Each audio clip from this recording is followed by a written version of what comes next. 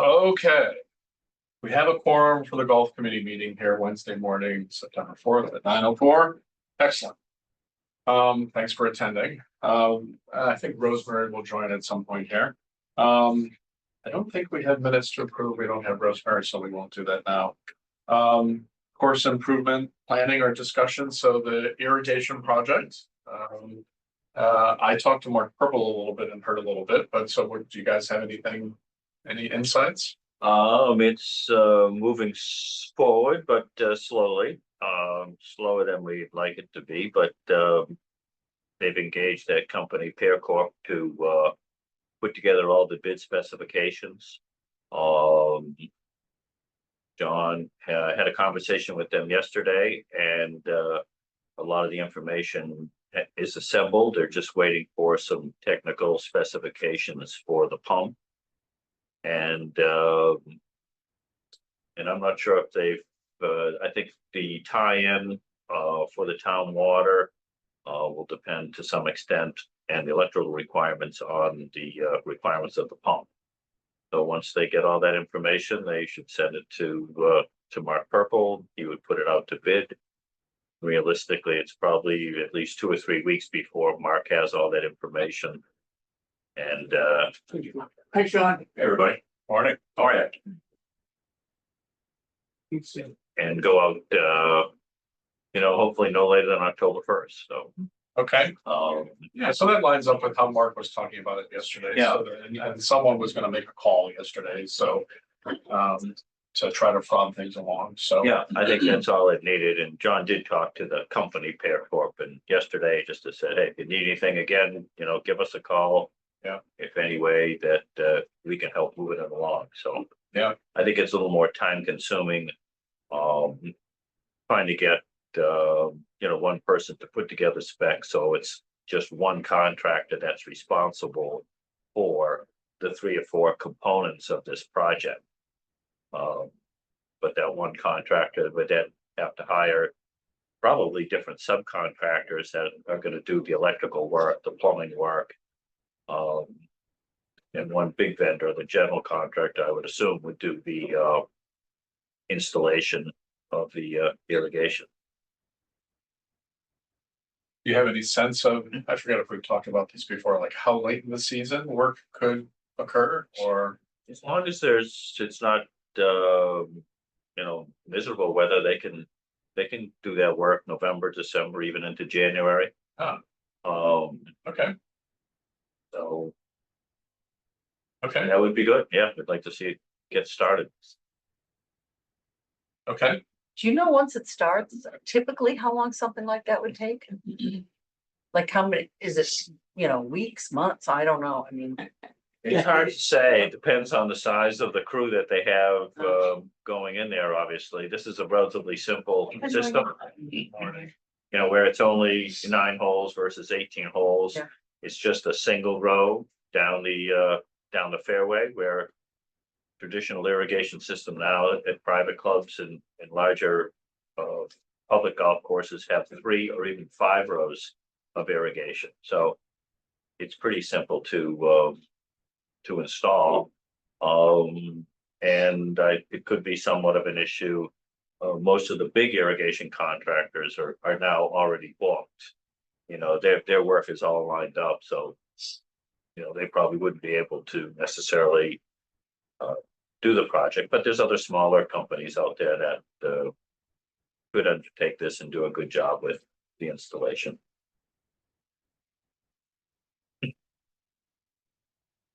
Welcome. Thank Do you know everybody? I know. So your name is, sir? I'm Sean McCarthy. Okay. I'm just stopping in just to see what goes on at the meetings, and I just love the golf course, so figured I'd stop in for a few minutes. That's great. Thanks for attending. Yeah.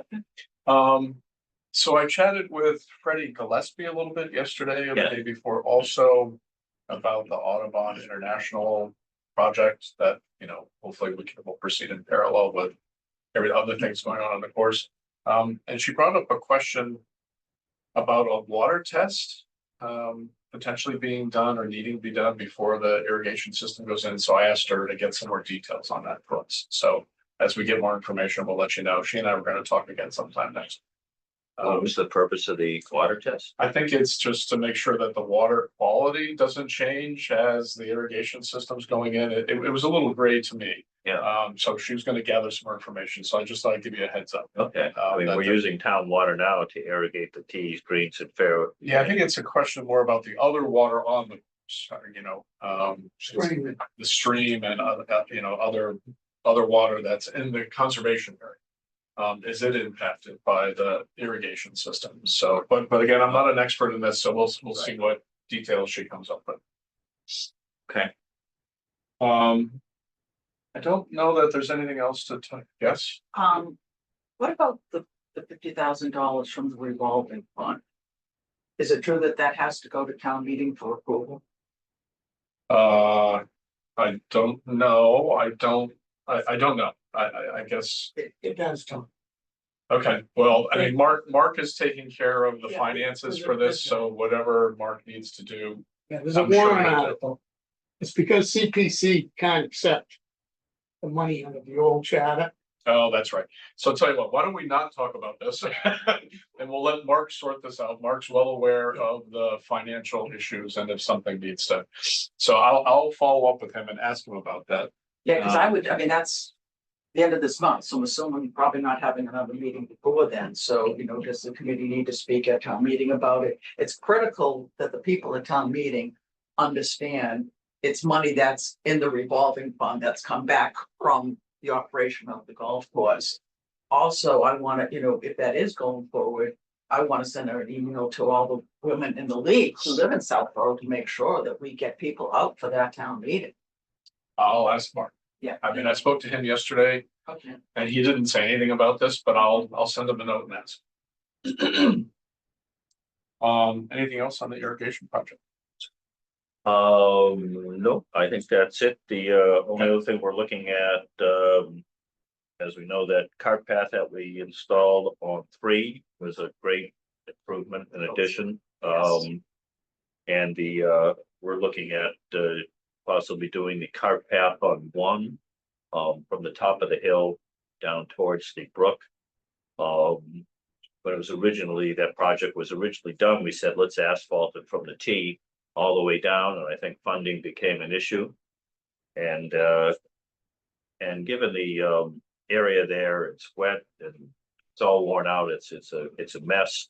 John's going to meet with Melissa at Conservation and talk to Sudbury Valley as well to see what issues there are, if any, with putting a cart path in on the first hole.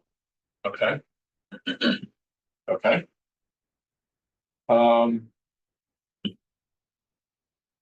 Last time we chatted, we talked about trees, right? Some of the trees that are along the wall at the parking lot there. Yes. And maybe they're getting too big and maybe some of them could be repurposed along the fencing, Yes. along Lattice-Mama. So Melissa said that would be okay. She had some question about whether or not the trees would survive the transplantation process, but she said that would be okay. So I don't know if that's something you think, or we all think we want to pursue or not. But wanted to bring that up. I think it was recommended by the architect, and I think it was a good suggestion to do that. And I think it comes down to what's the cost of moving 7 or 8 of these trees. Yeah. If it's not that expensive to do, then it's certainly worthwhile doing it. If the person feels it would be difficult to transplant them, then may have to revisit it, take another look. But I thought it was a good idea with the architect's recommendation with the trees there, because Certainly they're gonna get too big. Where they are. and they're not going to survive there They're in not the gonna long survive. term. They're just So how would we take the next step on that then? To get a cost? we probably have to find a company, a tree company that's in that business that would transport those and get a price for moving. Is that something that you guys could get a Yeah, we price could for? call somebody and probably get a price for that. Yeah, So why don't you do that then? yeah. And we can talk about it again.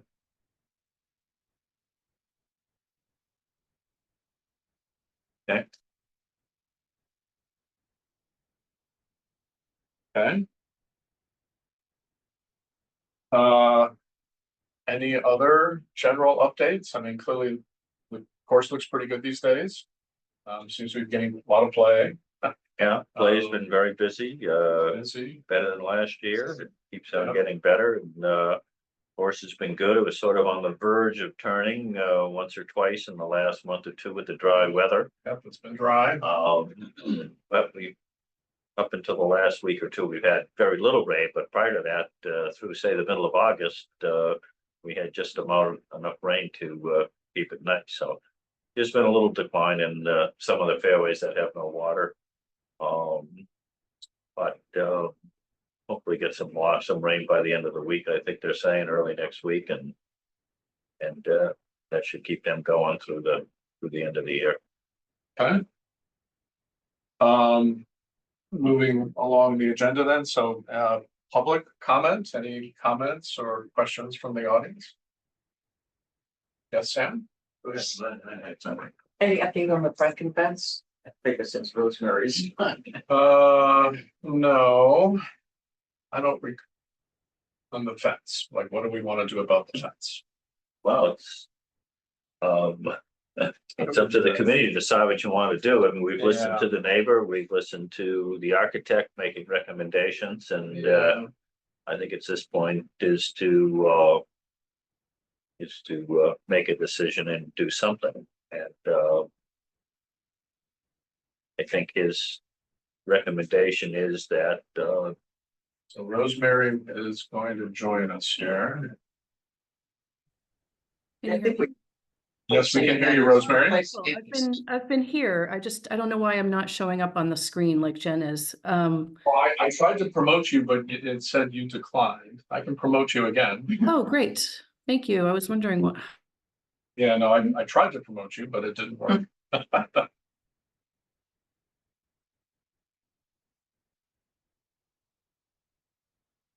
so there's, the existing fencing, the chain link fencing behind the third green that looks terrible.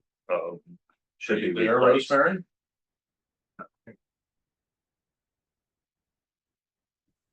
Hi, I can hear you.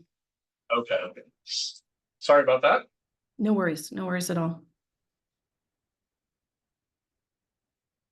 So yeah, Bill was just saying that the fence behind the green, the third green is hideous.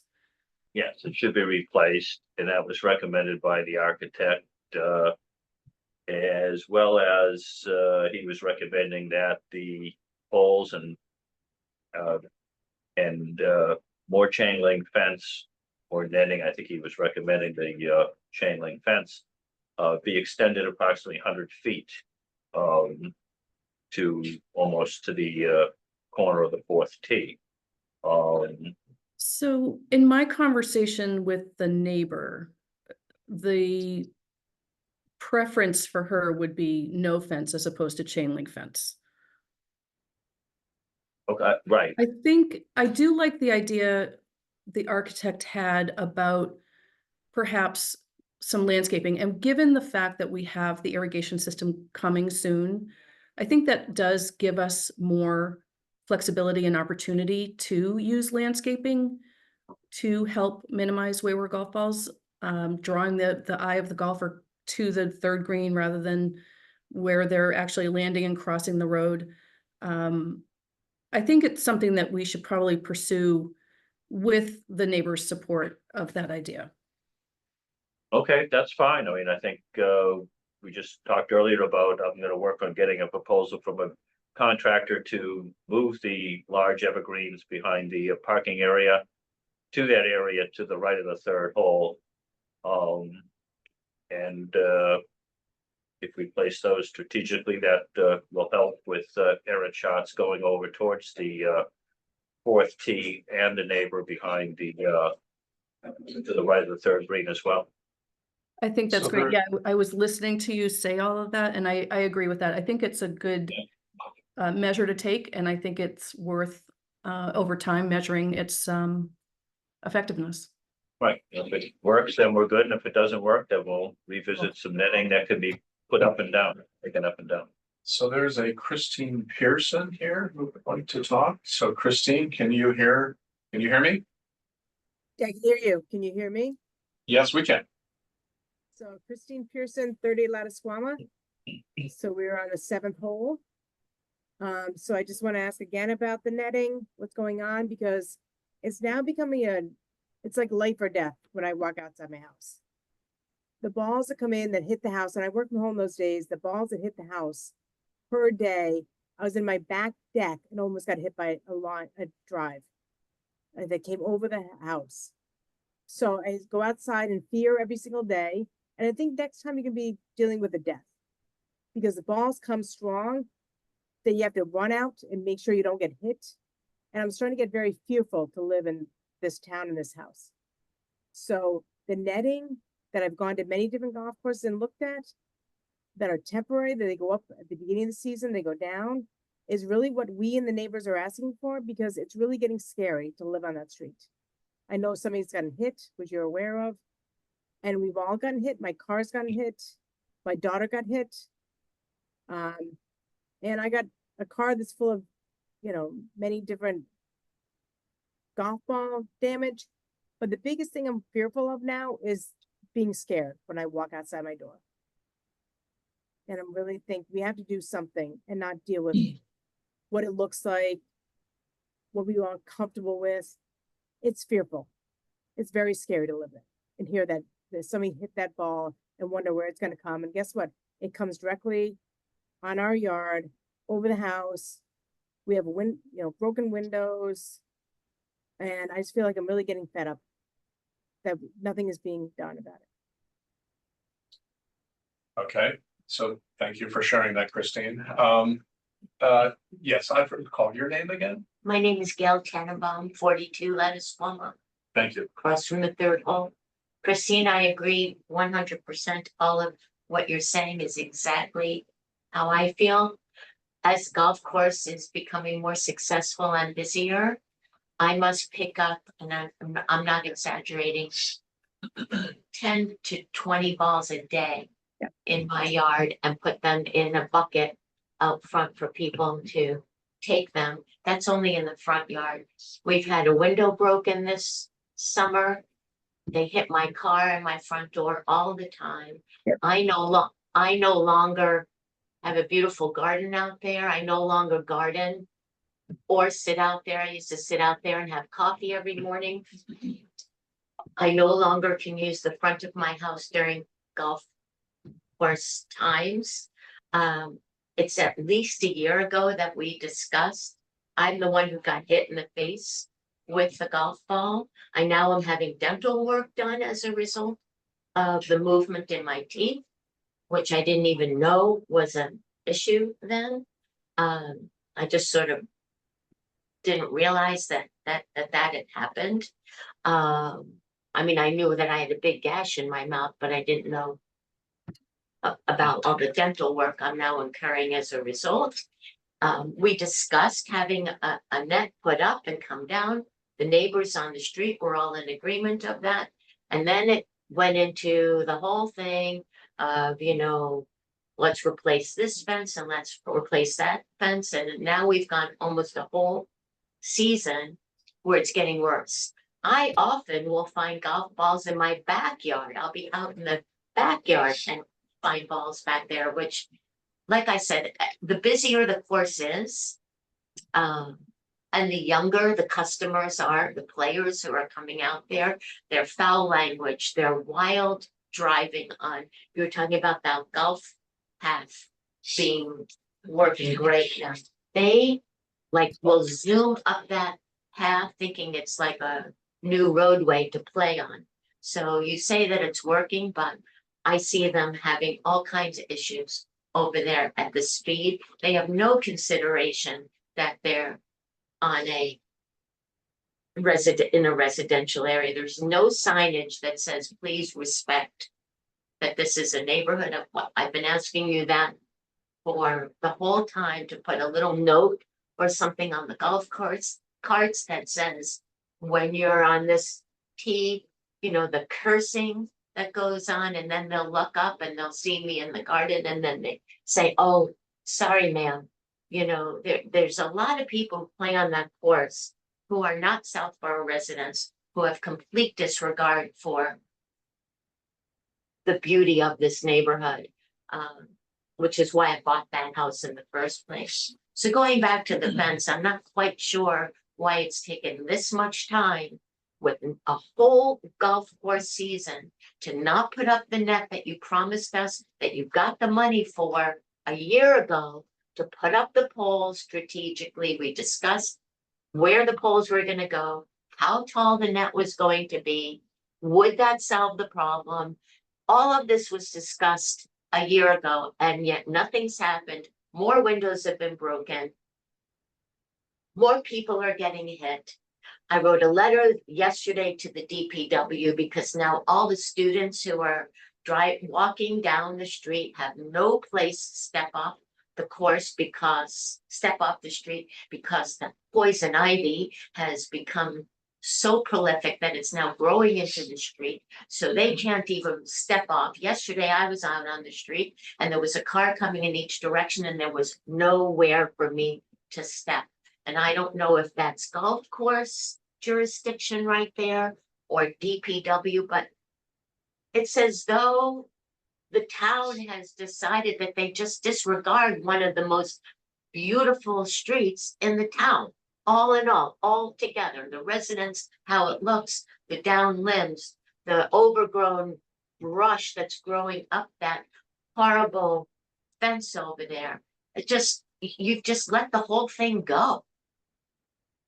I just don't get it. For all such an affluent community and all we pay in taxes, I don't get how this is just all being disregarded.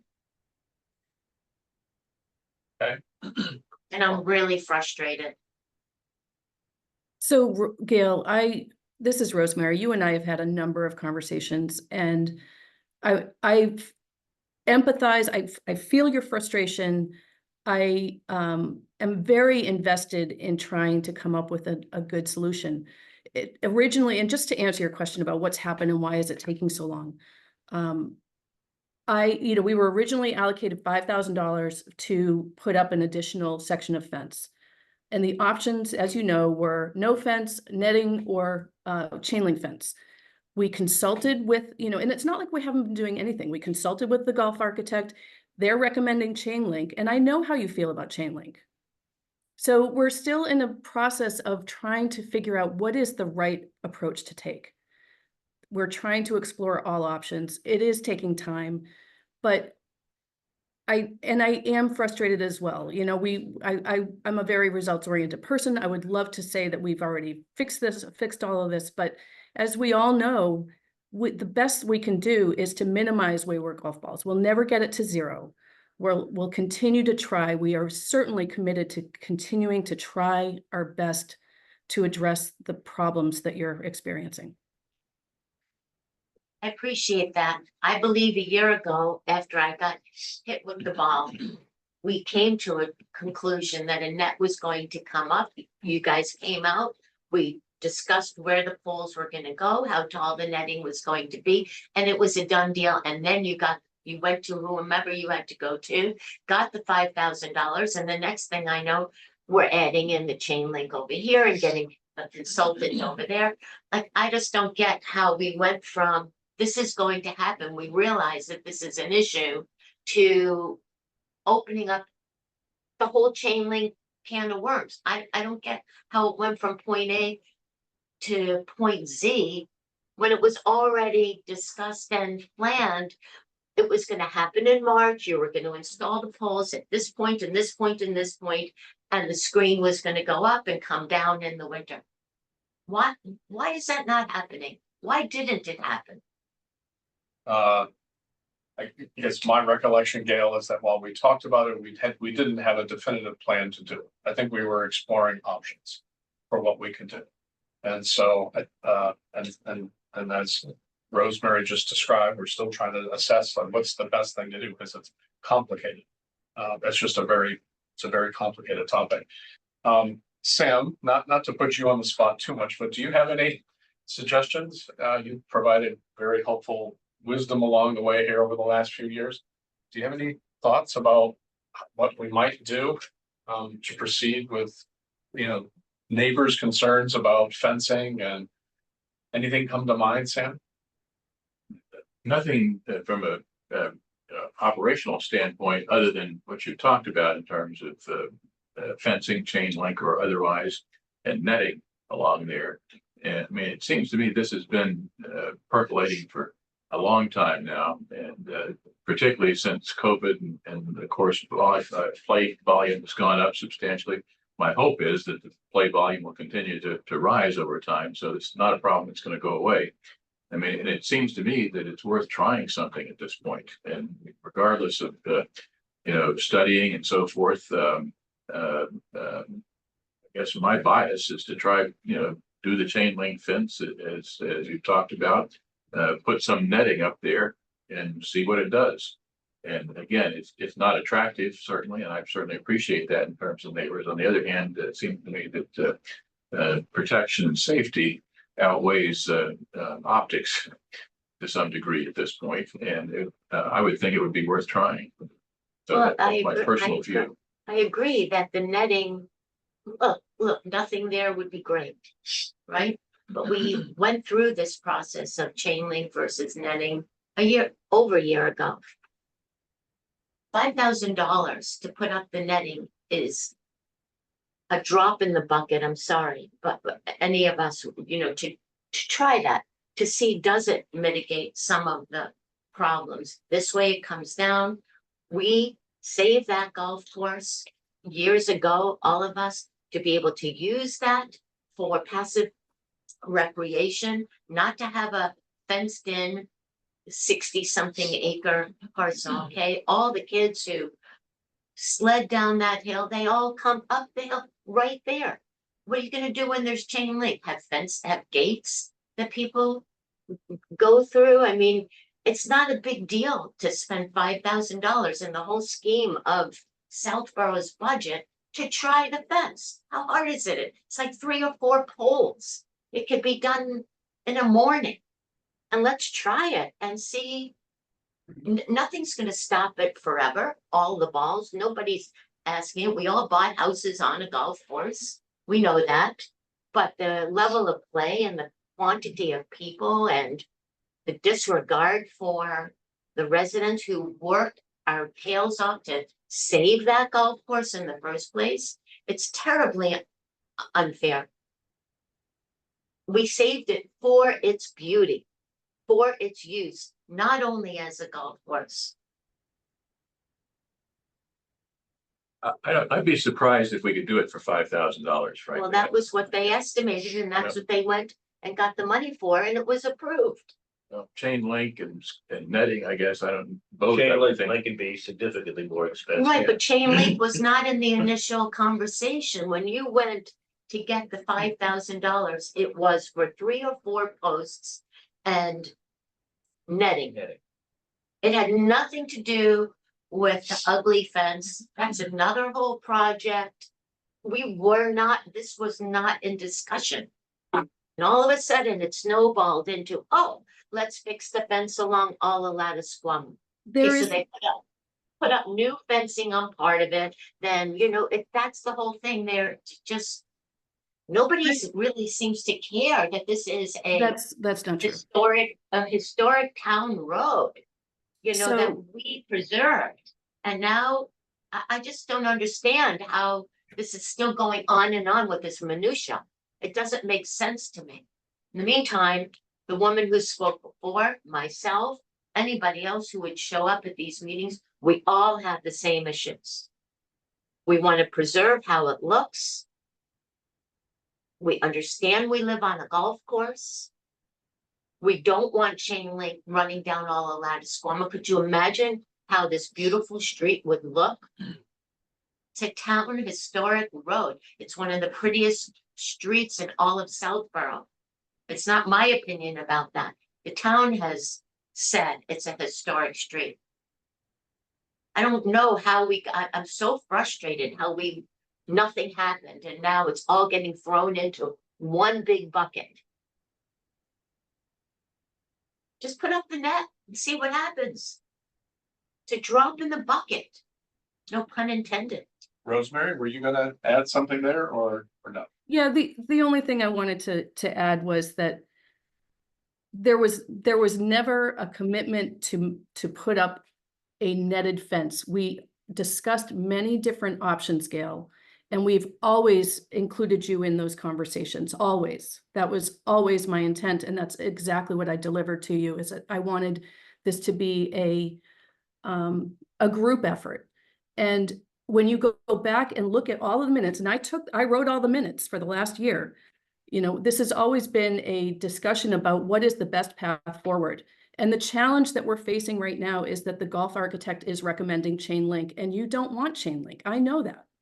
So this has been a not an easy thing to navigate. It's taking time, and I'm sorry you're frustrated, but we are going to figure this out. Well, we certainly will come up with continued effort to do our best to minimize the wayward golf balls. That's a commitment that I can make. But when? It's I think we'll ongoing. start- I think that's the question that we all say is like, as Gail's just said, this has been going on for over a year. And so as you keep talking, we keep getting hit with golf balls. So it's not working. We don't feel that we're being listened to. Understood. So that's understood. So I really appreciate Christine and Gail that I'm sorry you're in the position where you have to bring such passion, but we appreciate that you're bringing such passion. And clearly we have to try something. And at least in my mind, maybe we should try the nets. I mean, maybe we have to, I don't know what the cost is. Maybe we have to figure out what the cost is to put up taller poles. I don't remember what the details were about how many poles and how tall they would have to be and what removable netting, like what that process would be like. So Rosemary, do you have any Yeah, knowledge about how that works? I do. We originally talked, as Gail said, just the section behind the fourth tee box. 4 poles, netting 20 feet tall. When we went to the golf architect, they're like, oh no, it's got to be at least 50 if you really want it to be effective. So this is the kind of challenge that we keep running into that causes us to stop and think again, what's the best thing to do? And maybe Gail and Christine, you know, just as a matter of demonstration of our commitment to the neighborhood, you know, we can go ahead and put up 4 poles and a 20 foot tall netting just behind the fourth tee box. And then we can see how effective that is. And then we can maybe take that information and then figure out how can we then help the 7th hole residents like Christine. I think that's a great idea because honestly, I think 20 feet, because there's an elevation there as well. So if you put up a 20-foot pole and net that comes down, that will mitigate a lot of the balls that are coming in. That the people who are just like aimless, they're not going to. And it's the risk we take of living on the golf course. I get that, you know, but at least we can try it. It's not a, you know, Yeah. $100,000 project. So that's very fair. Yeah. In my opinion, that's very fair. I think that seems incredibly reasonable. My only question, because I remember this discussion with the golf architect also, is just like, so what's the height that might be like, you know, palatable, you know, doable and yet helps, you know, solve the problem. It'd be really hard to put up 50-foot nets. Maybe it's not so hard to put up a 20-foot net, but does that really do it? Now, I'm not saying we shouldn't do it. Maybe we should just try that, but I just don't know if 20 feet is the magic number. But Bill, you were going to say something. I think the original thought was there's some poles and netting that runs adjacent to the 4th tee. And the original idea was to put the netting similar to that. That was only Yes. about 8 feet high.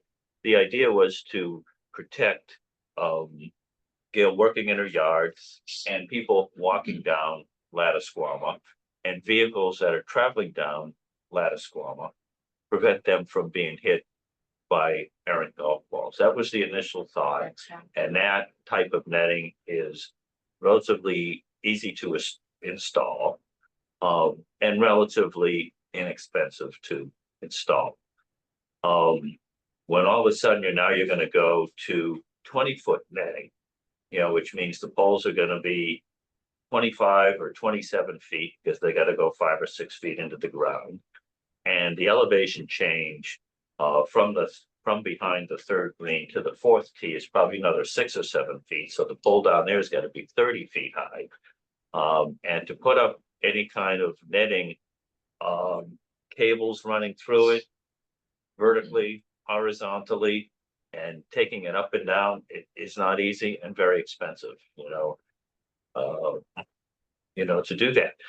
The higher netting, as the architect said, will prevent, is a lot better than the 7 or 8 foot netting to prevent pedestrians, cars, and neighbors from being struck. 20 feet or higher, thereabouts, will certainly help from balls that are now hitting your house and breaking windows.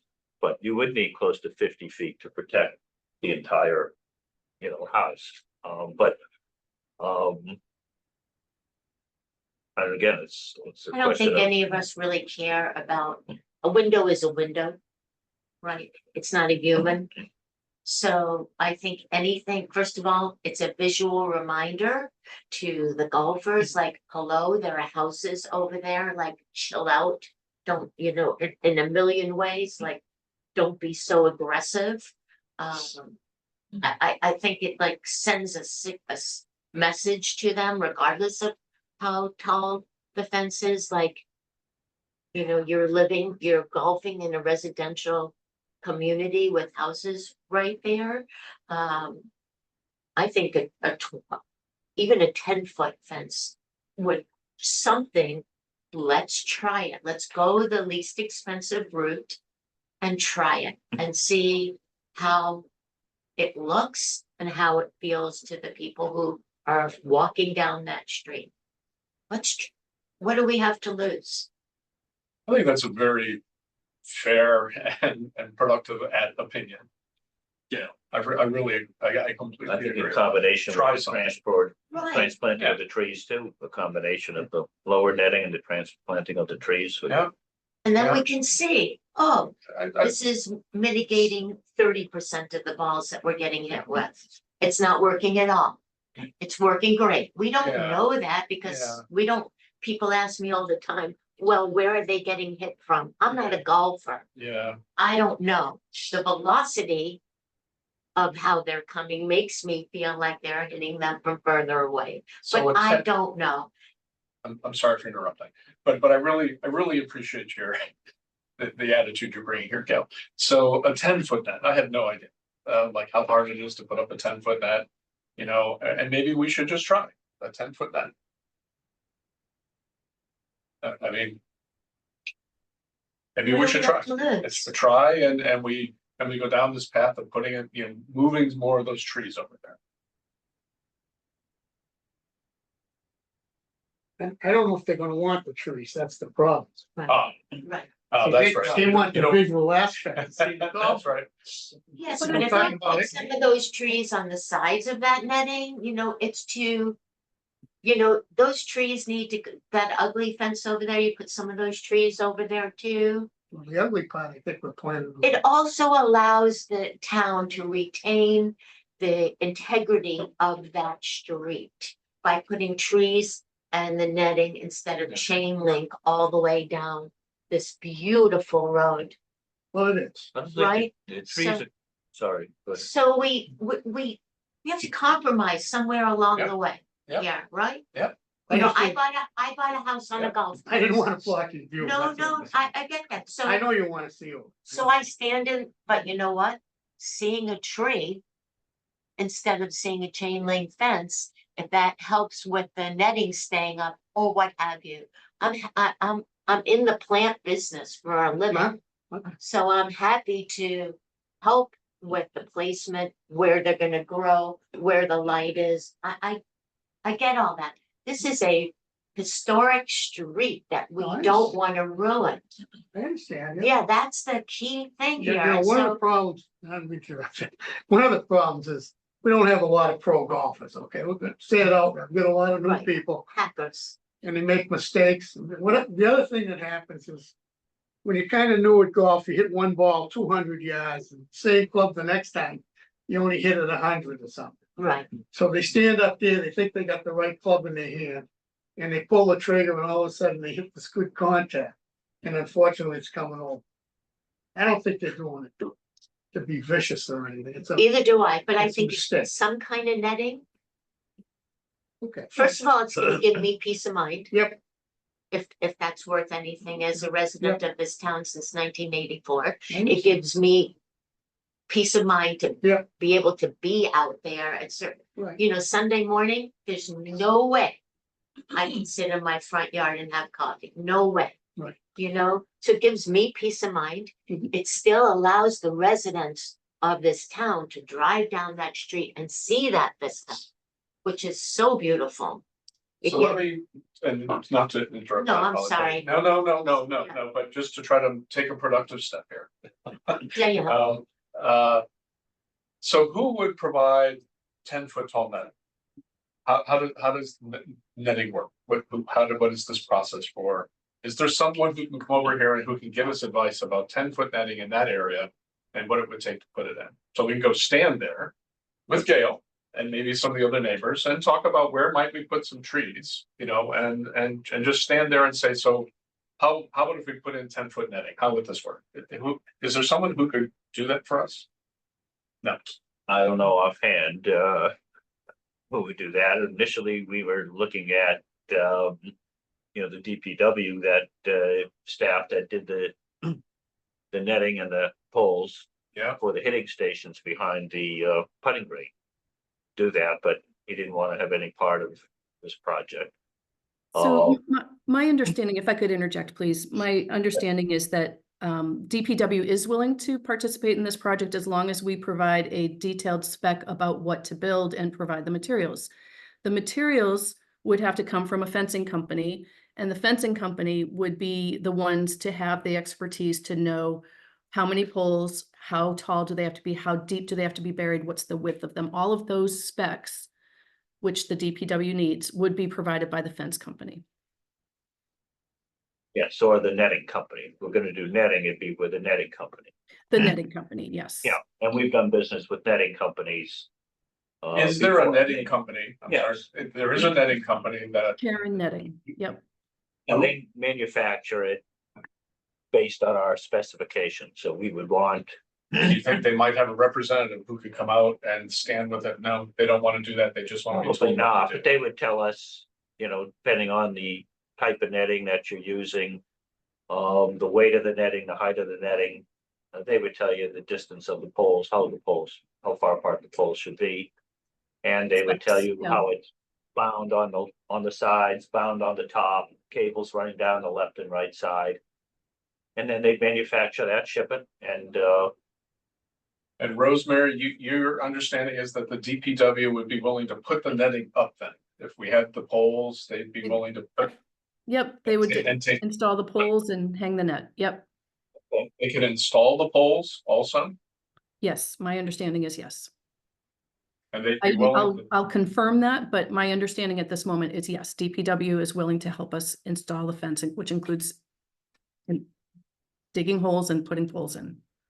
And then putting up the fencing, meaning putting up the netting in the spring and taking it down in the fall, because I think that's what. No, my understanding is that a fence would get installed by DPW, but it would become the responsibility of the management company to raise and lower the netting at the start and at the end of the season respectively. So do you have any idea what that means, Bill, to like put up netting or take it I'll out? look up. It would have to be, when it's spec'd out. Did you see how You'd have, complicated it is? yeah, there'd be some kind of rings on it that'd be on the side that you'd have to take apart, Okay, drop it down, but I'll look okay. into that. Possible that it just gets moved over like a shower screen, tied up on once. That's possible. You know, so it doesn't. have- However, it might work. Right. However, it might work. Yeah, the easiest and least expensive way to keep it taut and Okay. So, and again, in the interest of trying to be more productive on this and trying something, I mean. I'm certainly, I think the committee here is in favor of trying something, to help mitigate this problem more. So Rosemary, if you could confirm with DPW that they'd be willing to install this, assuming we had the components. Bill, so how do we get to a spec for, how do we describe to the fence company so they could give us a quote of what the net needs to be? Like how tall and how long, you know, dimensions, whatever. We'll have to take a look at it. The site, John and I will go out, look at the site, and committee members are willing to take a look at it as well, just to confirm where you want the netting to start, where you want it to end. And we'll go from there. And so maybe we should do that and inviting the neighbors to come out there if they'd like to stand there with us. Okay, Sure. talk about where the netting might go. Right, I think you'd be interested in being out there with us and, absolutely. yeah. So when shall we do that? Right now, Can we do it right now? Can we do it right now? Gail, should we go over there? Yes, I can go over there right now. So Rosemary, you can't be there though, I guess, right? Are you? I Would you- cannot.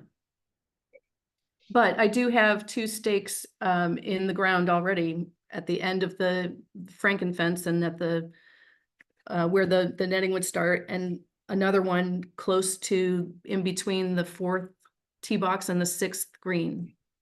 And once Gail, we get, you've seen those, right?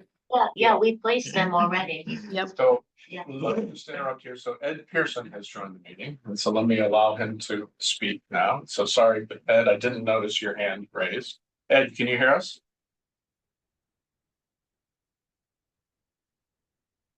Can you hear me? Yes. Yes, we can. Hi. Sorry, I didn't. Go ahead. No, that's okay. I've been listening to the conversation, and I know we're dealing with if the 4th hole, is that what we're discussing? Yes. You know, and that is not going to help us where we are. A 10-foot. I mean, we already have that fence in front of us, and we are getting hundreds of balls every season. I mean, it's just, I don't see any choice other than a 50-foot fence with what we're dealing with. I mean, it's absolutely ridiculous, the amount of balls that we get. And again, Ed, you're saying up along the 7th hole there. Yes, I mean, they're coming over our house. They're, you know, it's just ridiculous. And you know, I asked for them to try to shorten the hole, something like that, and nothing was ever done with that. You know, so they're not using the clubs, that they're hitting them so hard that they're, you know, they're hitting the trees, they're bouncing down, they're hitting the street, they're coming, hitting cars, window, everything. I mean, if you guys don't think there's an issue, please park your brand new car in my driveway for a weekend and We empathize, Ed and Christine. We know there's an issue in these 2 spots, right? And we've successfully, I think, identified a path forward for one of the spots that we're going to try a section of netting. What we haven't figured out yet is what changes could be made along the 7th hole near where you are. right. And again, one of the things that I thought was a simple, you know, let's try solution is to move the tee up, use the front tee to see if that would minimize, and that was never done. To even It was test it for addressed. 2 weeks, something. shortening the hole was addressed by the architect, and he felt that that would not be a very good solution to the problem, that you'd still get a lot of errant tee balls. But it wasn't even tried to even move to the tee closer to the green. I mean, why couldn't we have at least tried that? We've tried a lot of things over the last 15 years. We've taken tees out of play. We've moved tees from the middle of the tee box way to the right, which would minimize shots. We've planted trees in there. so a lot's been done to try to minimize the number of errant shots. I do understand and don't dispute, you still continue to get a lot of golf balls. I think the most recent report from the architect was there's an open area of maybe 20 or 30 feet. That's not the issue. That's not where, the open issue is not my problem. The problem is where there's a fence right in front of my house where the trees are. They're coming over the trees, through the trees, hitting the trees, getting deflected. The open area is, you know, is the area above the fence that's existing here. Okay, well, the only way to solve that is to put a 75 or 100-foot fence up, which I don't think that's likely to be going to happen. That residents would be opposed to, 75-foot telephone poles and netting along Lattisquama Road.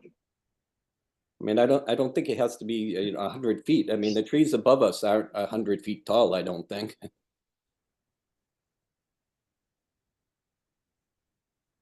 But again, why haven't we at least tried to use the closer tee off and close the other one temporarily to at least try that? Thought we did that. Having everyone using. We have a new forward tee there. We've had the blue and the white markers on there. Right, that's what we Yeah. tried that. After that was suggested before, you temporarily moved all the tees up there. But we didn't move all 3 sets to the gold. Oh, okay. And to only allow the tee closest to the hole just for a test. So let's explore that. So let's say we did that. How would we judge if there were fewer golf balls coming to your house? I mean, I don't know how does this count occur? I mean, if you just walk by the house, you'll see all the balls in my yard. I mean, I don't know what study we need to do. I mean, Maybe he could. Yeah. Maybe to let him know when it's I mean, going to happen for a 2-week period of time or something. Yeah. So Bill, what would you think of that for a 2-week period of time? So You'd have to probably move the markers off the tee because the tee would be dead it would be in 2 weeks. It'd be gone. If you put 250 people a day hitting from that tee, it'll be nothing but dirt. So that aside, I guess we could put AstroTurf out there, just brainstorming here now, right?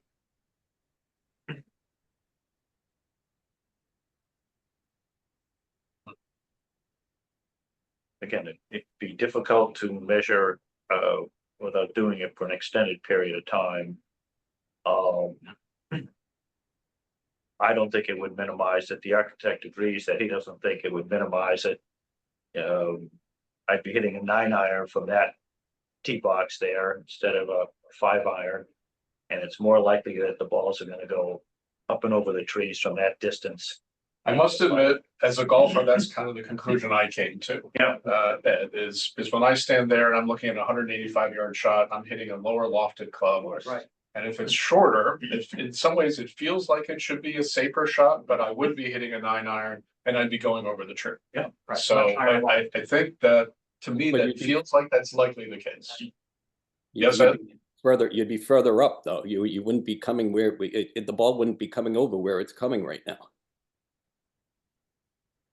Guess I'd have to stand there, so maybe I will walk over there and stand there 50 yards closer, Ed, and look and see what the path of the ball might be.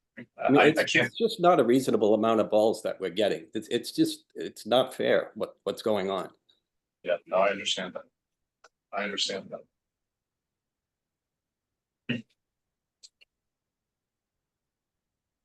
Okay, so this is what I propose. So I don't think we can go over there today. No, let's do another day. I'd rather have John here as well and Rosemary in attendance as well. So I propose that we have another on-site meeting, hopefully next week. And we'll talk, with the neighbors about 4 there and a 10-foot net, kind of like scope that out a little bit.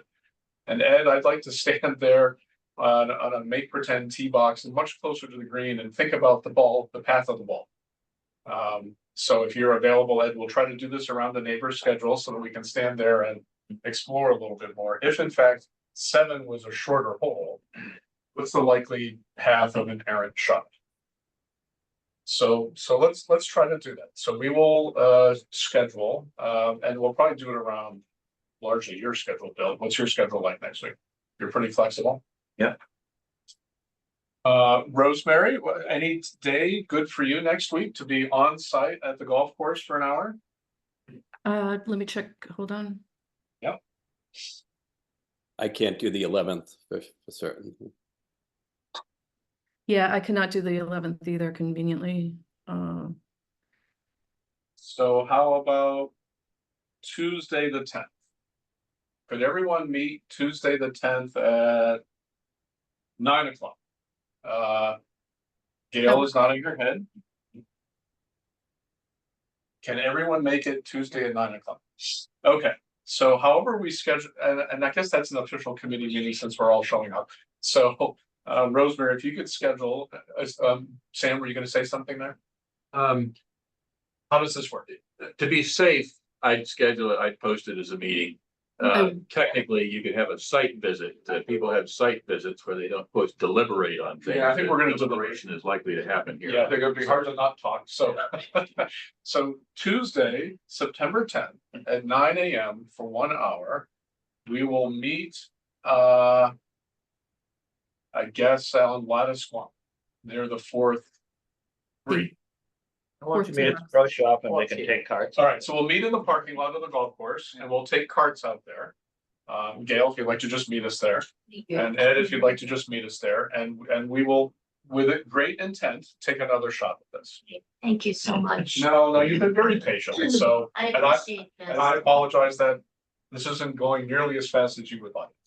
Well, that's what makes town wonderful, is that everybody listens to each other and somehow you come up with a compromise that, Well, you know, I think in all negotiations, everybody leaves a little bit happy and a little bit frustrated. yeah, so I think that's exactly correct, and so you guys are bringing a very reasonable attitude, so Thank you so much. so thank you for that. Thank you. Okay, and in the interest of time, Ed, so we'll see you Tuesday at 9 AM. Rosemary, if you could post the Yep. meeting, I will.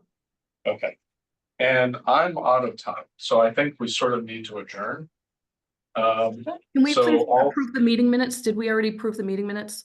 No, we didn't have any, so, all in favor of approving the meeting minutes for, what From was the date? May, from our I meeting remember. in May. I, Okay, I approve. Let's say those are approved, Rosemary. Wonderful. Thank you so much. Okay, Tuesday at 9 AM, so, I mean, I guess we need to move into an adjourn. If you, yes, move to adjourn. okay, I we second. have, all in favor? I. We have adjourned. Thank you very much. See you all Tuesday at 9 AM. Wonderful. Thank you, Gail. Thank you, Ed, all of the Thank other you. attendees, Bill, Lynn. Thank you, Tony.